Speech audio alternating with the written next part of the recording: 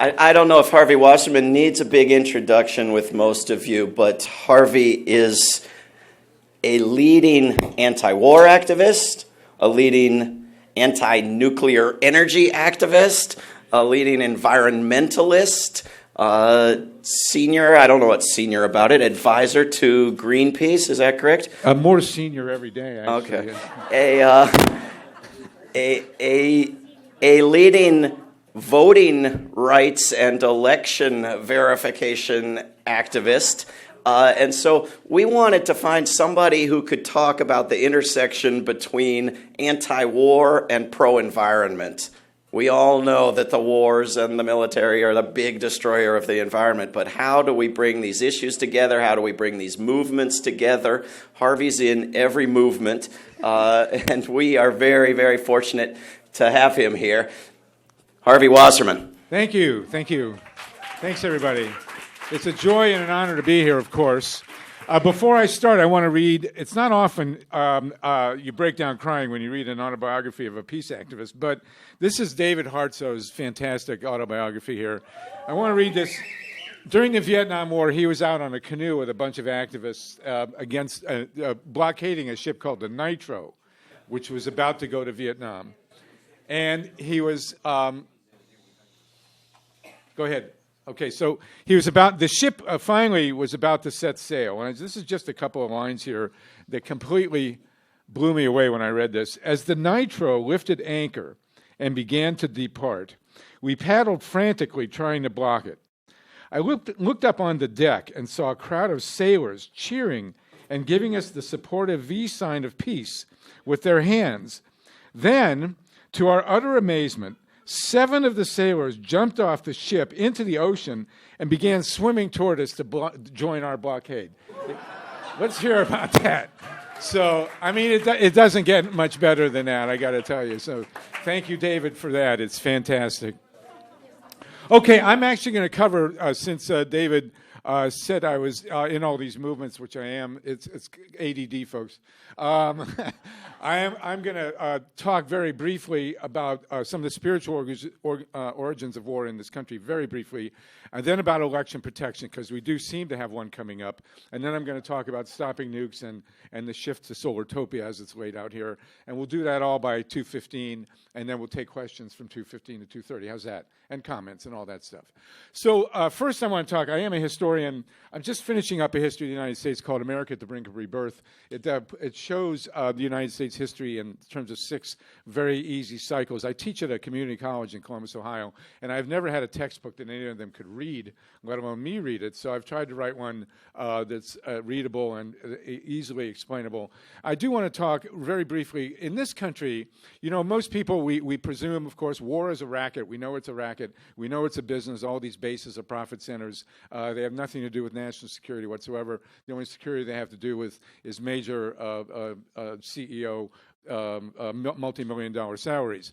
But in American history, there is these Puritans came here in 1630, and these Puritans had a very, very specific ideology, which is absolutely psychotic. And one of the things that they believed was that they, aside from being sexually deprived by choice, which is a whole other world, they believed that they were superior to the rest of the world. And this is a part of our strain in the American psyche. And one of the reasons that we have so many bases and why we're so preoccupied with our military and with race. And the Puritans believed that the white Puritans were superior to everybody else. It wasn't just black people and Indians. They were superior to Jews and to Protestants, other Protestants, and certainly Catholics as well. And so there is this word they use called city on the hill, a phrase that Reagan picked up, of course. And there was the belief that they were going to establish in Boston, and I've worn my Red Sox hat today, by the way, because I was born there. And they're doing great this year, but we won't go into that. So they believe that it was their job to purify the world. And this is a major strain in our American psyche. This belief that the United States, or America before then, the Puritans who came here, are spiritually superior. They're anointed by God to cleanse the earth, to conquer the earth, by the way, very dominating, and of course male-dominated God the Father patriarchy that came here and basically to rape our Mother Earth. That's what a lot of American imperialism is about. It's an oversimplification to believe it's strictly economic. There is this deep psychological, spiritual, religious crusade going on within the American national makeup, that dates the Puritans in 1630. And if anybody want to be bored to tears, come talk to me afterwards and I'll tell you about it. But it is a mistake to place the burden of empire entirely on our economic imperatives here. There is a deep spiritual imperative that has to be cleansed. And of course, as one of your fellow pagans, I can tell you that extirpating this Puritan belief is a hell of a lot of fun, and we have to deal with that part of it. So that is part of our psyche. We do have to comprehend as we move towards a world without war. It's not just the money. It is a deep-seated belief that white Protestant Americans are superior to the rest of the world and have a duty to cleanse the rest of the world. So never lose track of that. We also apparently have an election coming up. And at least I've been told that. And although I was born in Boston, I have lived in Columbus, Ohio for many, many years. And in 2004, we witnessed the theft of an election. There's absolutely no doubt that John Kerry, who absolutely did not deserve it, was nonetheless the rightful winner of the 2004 election. And so my buddy Bob Fitrakis and I have written 7 books about this. Yes, we have. This is the 7th book. It does not contain the final chapter in which we explain how Bernie Sanders was the rightful winner of the Democratic primaries. I have written... I have a petition, by the way, to ask Deborah Wasserman Schultz to drop her middle name. So far, she hasn't replied to me yet. I'm going to pass these out, and I'm going to pass this sign-up sheet. If you want a copy of this book, I will send it to you free. If you want this one, you either have to pledge to review it on the internet or give David and Beyond War another $10, okay? So I'm going to pass these out. But please do sign the sign-up sheet only with your email. That's all you need. And I will send you a copy of this book with the final chapter on Bernie and also a copy of Solartopia, which is my book on a renewable energy world, and I'll talk about that for the bulk of the talk. I'm going to tell you right now that it may depress the hell out of you, but the reality of our election system in this United States is it's completely a fake. The whole election is a charade. It's all done electronically now. And we keep being called conspiracy theorists. But in American history, especially when we talk about war, conspiracies are very, very real. The Spanish-American War, we got into the Spanish-American War because the battleship Maine, that was the excuse, was sunk in Havana Harbor, and we blamed the Spaniards. Well, they found the boat, and it was not sunk by the Spaniards. It blew up from the inside. That's conspiracy number 1. Conspiracy number 2, we got into World War I, presumably because those nasty Germans sank the Lusitania, which they did do. And it was a passenger ship, but the Germans claimed that it was carrying weapons of war. Woodrow Wilson denied that it was carrying weapons of war. Woodrow Wilson, by the way, is my number 2 least favorite president behind Richard Nixon. So Wilson denied it. The Huns were barbarians. We got into the war, World War I, which was completely a horrible thing. We should never have gotten involved in. The vast majority of the American public opposed our entry into World War I, but those barbaric Germans sank the Lusitania. We had to get retribution. They found the Lusitania. The Lusitania has been found. It was in the bottom of the Irish Sea. By God, it was totally loaded with weapons. The Germans were absolutely right. Another conspiracy theory that turned out to be true.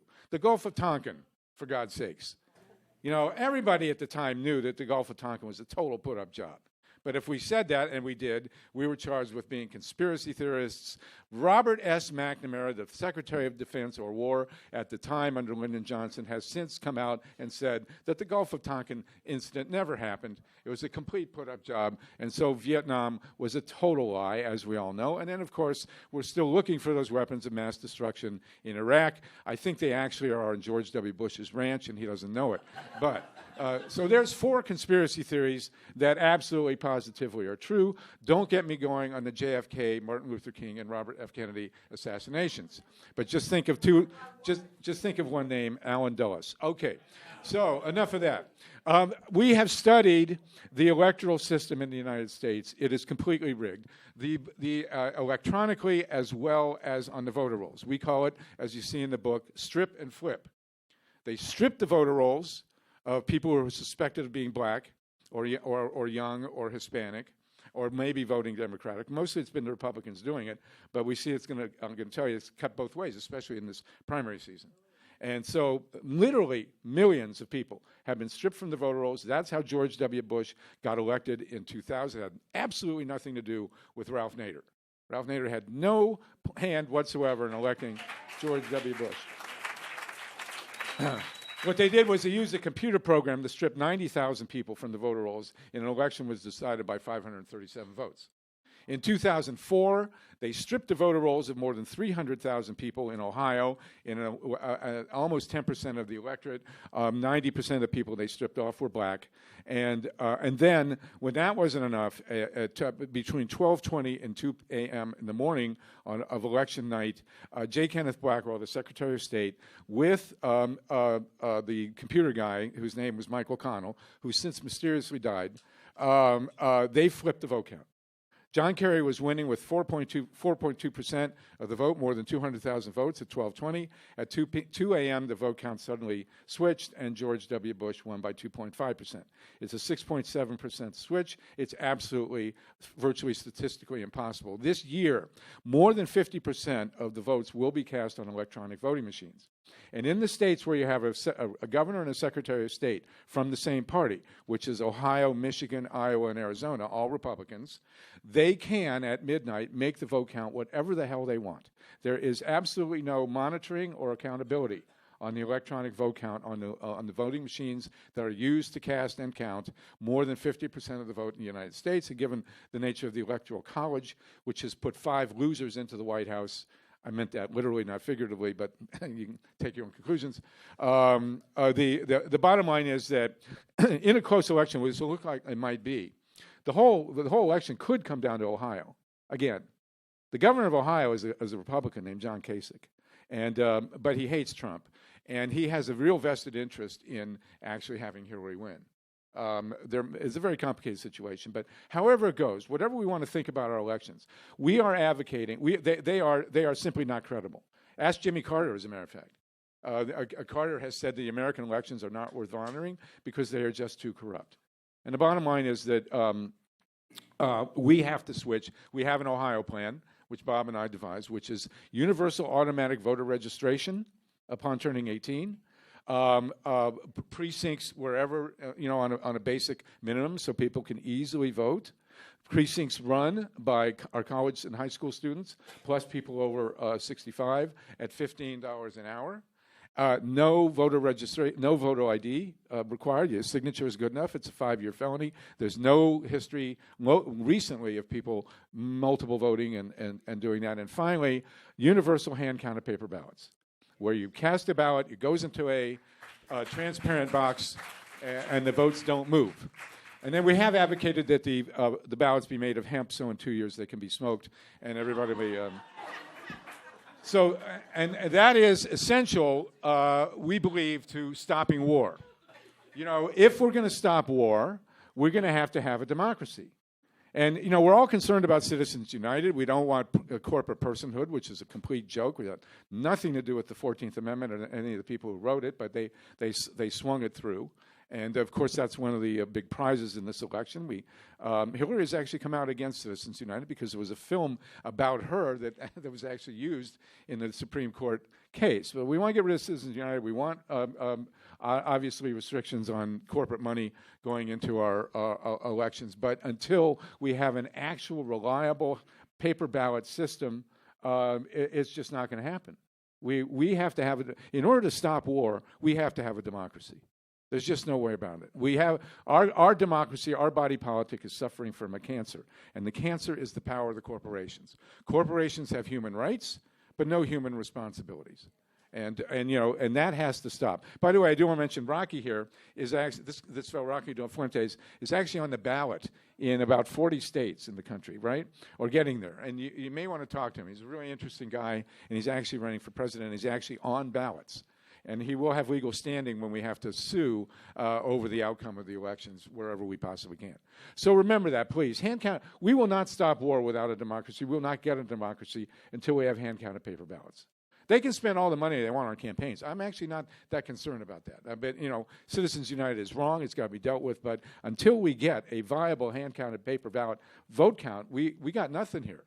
We will have an empire. We will have an out-of-control corporatocracy until we really can get our votes counted. Believe me, I live in Ohio. I saw it happen, and I don't think I have to convince you what's needed. So in a world beyond war, we're going to have a world beyond computerized electronic voting machines. Germany, Ireland, Romania, Japan, and Canada all have hand-counted paper ballots. And in fact, the Irish, being the Irish, switched to electronic voting machines, and then they got rid of them. They didn't work. They didn't want them anymore. So they're back to having hand-counted paper ballots.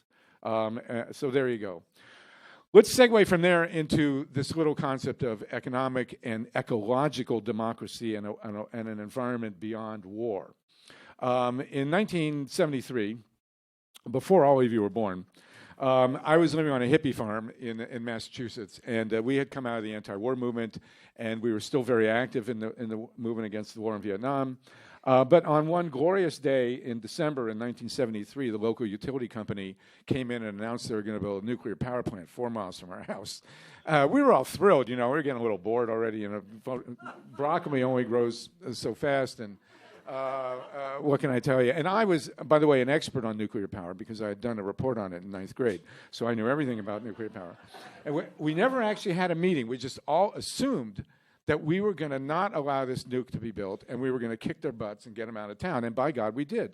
They never came in with a bulldozer into Montague, Massachusetts. The place they were going to build the nuclear power plant is now a nature conservancy. It was totally preserved. You can go there and lie down and drop acid or whatever you want to do. And this phrase, "no nukes," came out of our movement. One of the great advertising slogans in history, certainly very effective. We then I've been working on nuclear power ever since, 43 years.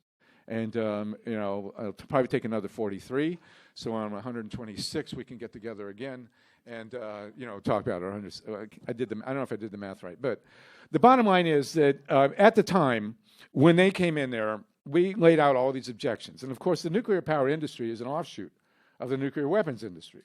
Nuclear power plants are basically a happy face on the nuclear weapons industry. It was devised by the Atomic Energy Commission. It was kind of like a branch business, and it also gave the guys, the men and women who devised the atomic bomb, sort of a conscious absolving thing. It's say, okay, well, we destroyed Hiroshima and Nagasaki, but maybe we can generate cheap electricity. And of course, they came in and they said nuclear power is going to be too cheap to meter, and that the waste wouldn't be a problem, and that the reactors couldn't explode. And this was a big deal, by the way. When we first started, we, of course, said, well, we don't want these reactors to blow up. And the industry came down on us with a ton of bricks, and they said, it is physically impossible for a nuclear reactor to explode. I mean, I heard this 1,000 times. We in the movement had to go and talk to people who were out speaking and say, don't say a nuclear reactor can explode, because they can't. But they could, as it turned out. We barely missed at 3 Mile Island. We were really close at 3 Mile Island. I'm going to tell you a quick story because it reflects on activism. 3 Mile Island Unit 2, well, both of them are, and one is finally closing, are in the flight path of the Harrisburg Airport. If you ever fly in Harrisburg, you fly right over the damn thing. And there was one woman in Harrisburg, in central Pennsylvania, who said, you can't build these reactors, you can't build Unit 2 without an enhanced containment. And by God, she won. She just did, that was her thing, and that's all she did for years, demand a stronger containment at TMI Unit 2. And she got it, and TMI Unit 2 was probably the most powerful, strongest containment of all the reactors built in the United States. And by God, in 1979, on March 28th, when that thing melted, there was tremendous pressure inside the reactor. We still don't know why it didn't explode. There was a small hydrogen explosion. It could have been a bigger explosion. But it is possible that the TMI explosion was contained because of that stronger containment dome. Not because the plane flew into it, but because this woman made them do a stronger containment. And, to this day, it is entirely, well, Arnie Gunderson, who's one of our nuclear engineer, thinks that there was a breach of containment at TMI, but it did not blow, thank God, and it may have been because this woman fought because of the airplane. So never give up on anything. I mean, it's really an important deal. So then, of course, Chernobyl exploded, and all the Americans said, well, that's a Soviet reactor, that can't come here. The 4 reactors that blew up, by God, they blew up at Fukushima, are American reactors. Those are General Electric reactors. They were designed, and the construction was partly supervised by General Electric. And we have 24 in the United States that are exact replicas of Fukushima. And then many more that are the BWR model that could blow like Fukushima. So now we are, at the time that we started, we were asked repeatedly, if you don't get the energy from nuclear power, where are you going to get it? And we said, solar, wind. We had no idea what we were talking about, but it sounded good. And they had actually devised the first photovoltaic cell. We've known about photovoltaic, the chemical reaction that's the basis of photovoltaic cells since the 1830s. But in 1954, the Bell Labs devised a photovoltaic cell, which I've actually held in my hand, and it still generates electricity. They send it around to conferences. And then the second photovoltaic cell, anybody know where it went? It went up in space on the Voyager. That's what it was devised for. It was devised for the solar satellites. And it's still working. But many of the ones that they put up there are still working, let's put it that way. And so there was a nascent solar energy industry in the United States, starting at the Bell Labs in 1953 and 54. And then, of course, when windmills were around, there was a guy at UMass named William Hieronymus, and he had a design that everybody laughed at him. It was kind of like the Gyro Gearloose of the nuke industry, of the renewable energy industry. And he had this model of a 5 megawatt, which is really big, windmill that would be offshore and would be anchored by chains to the bottom of the ocean, not directly by posts. And people laughed at him. This was back in the 70s. And we had a conference at UMass in 76 or 5 called the Toward Tomorrow Fair, where we, this was all unveiled. And this guy named Amory Lovins. Anybody know Amory Lovins? So Amory Lovins was there, and we posited what I now call a solartopian vision. We posited the idea that the entire world could be powered, our entire industrial, post-industrial economy and civilization could get 100% of its energy from renewables. There will be solar, photovoltaic cells, windmills, recycling of waste and methane from dumps, and biofuels, and tidal energy, and ocean wave energy. All those things we threw into the mix. And so that should be enough to power the entire Earth. And, of course, we were viewed pretty much as conspiracy theorists, saying this was not possible. It would never happen.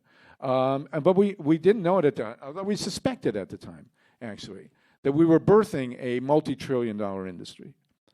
The biggest industry in the history of the world will be photovoltaic cells. I'm telling you right now. You know that scene in The Graduate where the guy comes up to Dustin Hoffman and he says, plastics. Okay, so photovoltaics. I mean, that is really what's going to happen on this earth. And I am actually, this is a sentence I never thought I'd say, but I am moving to Los Angeles because I think that Los Angeles, it could be the first, will be the first megalopolis on this planet to be operated by solar energy.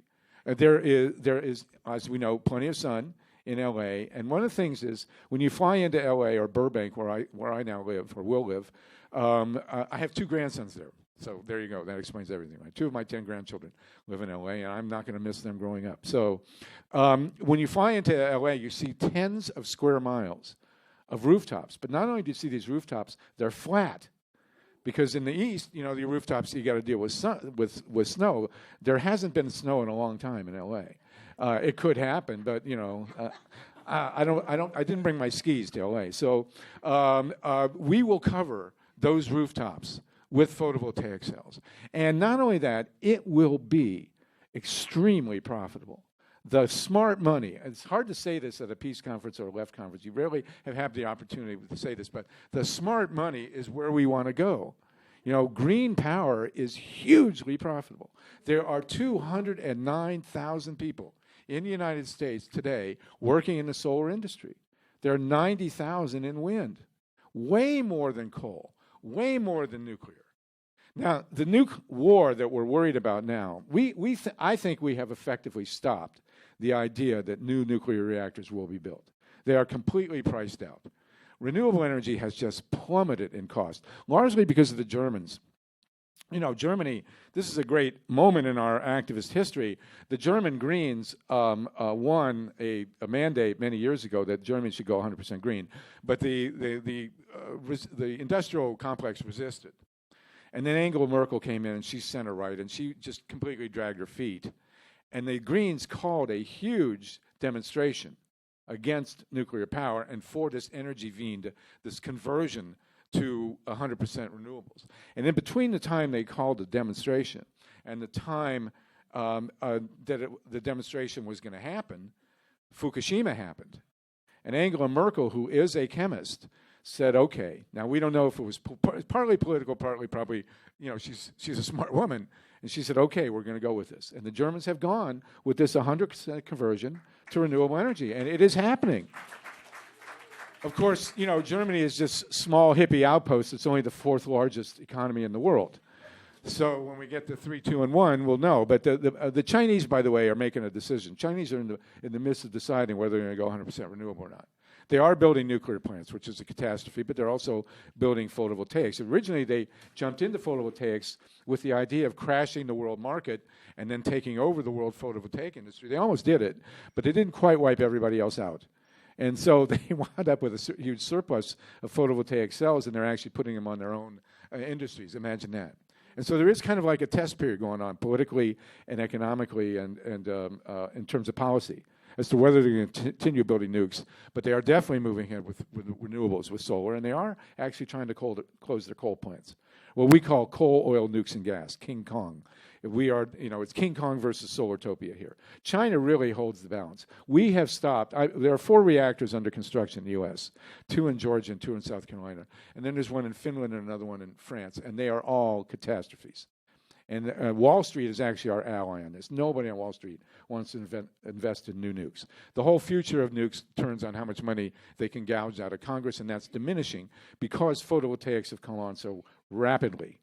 And it is a huge deal, and it's very much about war because nuclear power is a war on the economy. And if we are concerned, as Ira and so beautifully and others have talked about, we're concerned about nuclear weapons. Nuclear power plants are pre-deployed nuclear weapons of mass destruction. We have now seen that they can, by God, explode. And there is actually more radiation inherent in the nuclear core of an old reactor than there are in most nuclear weapons. The amount of radiation that was released, cesium-137 in particular, the amounts of radiation released at Fukushima are way beyond what was released at Hiroshima and Nagasaki. The only good thing about Hiroshima and Nagasaki is that those bombs didn't hit the ground. They exploded in the air. If they had hit on the ground, the fallout would have been way, way worse. Many millions of people would have died if those bombs had hit the ground at Hiroshima and Nagasaki. Just one of the facts. They were in the air, so they didn't rise up so much contamination, but the contamination at Fukushima in those 4 reactors and at Chernobyl is incalculable. And we have 100 reactors deployed in this country. They are sitting ducks for terrorists. You don't have to crack the core. You don't have to crack the containment at a nuclear reactor to cause a major catastrophic release of radiation. It is a nightmare. I won't go into it, but the physics are very simple. And destroying a nuclear reactor, turning it into a nuclear weapon, a piece of cake. I'm sorry, but and we are astonishingly lucky that it hasn't happened yet. And all these reactors now, they're amortized. The public has paid for them many times over, and they're still not economic. We have a bunch of a bunch of people running around who are saying, I shouldn't have said that, I retract that. A bunch of people running around who claiming that there's a new environmental move towards nuclear power. It's utter bullshit. There is absolutely no movement in the environmental movement towards nuclear power, except for a few very well-funded people coming out of the corporate sector. And they are beyond now. They have thrown in the towel on new reactors. Now, they're talking about small ones, they're talking about this, talking about that. The economic forces on our side against the building of new reactors, thank God, are pretty much overwhelming. They might slip one or two. They might try and slip one or two in advance, but it takes them so long. It's so expensive. It's so impractical. I think we've actually won that, and we should congratulate ourselves. We do not see any more nuclear power plants being deployed, but the 100 that are still left here in the U.S. and the 400 or so worldwide are a nightmare. They are not accidents waiting to happen. They're accidents in progress. The one at Davis-Besse in Toledo, near Toledo, is crumbling. It is literally crumbling. You got the two at Diablo Canyon and the two at Indian Point are on major earthquake faults. God knows, I don't even want to, as Winston Churchill said about nuclear weapons, they'll make the rubble bounce. And the amounts of radiation that can come out of these reactors is just absolutely catastrophic. And they need to shut. It's very difficult to shut operating reactors. We have done so. About 7 have shut in the last couple of years. More than a dozen in the last 2 or 3 years. The economics are on our side. What's happening now, the big battle in this nuclear war, is that the industry is going into state legislatures, which have all been bought and paid for by the Koch brothers. And the state legislature, and this was a very clear plan, and they really turned it over in 2010. When they won the gerrymandering of the country, another big issue on our elections, along with Electoral College, and they really took the state legislatures really shifted in 2010 to not just Republican, but totally corporate owned. Our state legislatures around the country are totally corporate owned, and they're going into the legislatures and they're getting huge sums of money, as Bernie would say. In New York, Governor Cuomo, the alleged liberal, just laid out $7 billion in public money to keep 4 atomic reactors open in upstate New York that are absolute catastrophes. Total wars on the environment. So the great news is, amidst all that, I mean, we're fighting. We win reactor by reactor. We've shut the one in Vermont after God knows how long. We've shut a number of them. The economics are on our side. If we can cut them off at the pass and prevent these subsidies coming from the state governments, then we will win, and these reactors will shut. But, there's 100 of them. And 400 worldwide, so we got to do this quick. And I'll end by this. The war on the environment and energy has been, by the way, the number one polluter. There are many, we got GMOs, we got, oil, such a list of polluting problems in our world, but energy has been number one. Coal, oil, nukes, and gas. We now have the technology, and the money is on our side to completely convert our economy to 100% renewable energy. Not just LA, but everywhere in this country, as we're seeing in Germany. My favorite line in the entire solartopian movement was, of course, from Fox News. And they're having a debate about the conversion in energy. And the Fox News commentator said, well, of course, it's much easier for Germany to go to solar because they have so much more sunlight than they do in the United States. That went viral immediately in California. So, we have the resources, we have the money, we have the technology. We can end the war on the environment, at least in the energy sector. Then we can convert to organic food and naturally grown hemp and all the other great stuff. We can do that. But as Gar and Barbara talked about yesterday, this community building activity, and I'll finish with this and we'll open it up, okay? This community building activity that we need to do. The renewable conversion is perfectly suited for that. That's, if there is a God, she put renewables in our hands at this point in time to convert our economy and our world to economic democracy. Because you can go in now to a community, this has been going on for 30, 40 years. You can go in, and I'd love to do it in South Central LA, where there are blocks of homes that are close together with plenty of sunlight, but you can go all over the country, all over the world, and get communities to convert together to renewables. And it makes economic sense. There is short-term profit in it. There are zillions of jobs. That's where we need to go. And with that, we will remove from the war equation one of the major reasons for all these wars, which is our wars over energy. And maybe we can take down nuclear weapons as we take down the nuclear power plants as well. So thank you so much for your time. I appreciate it. Thank you, David, for having me.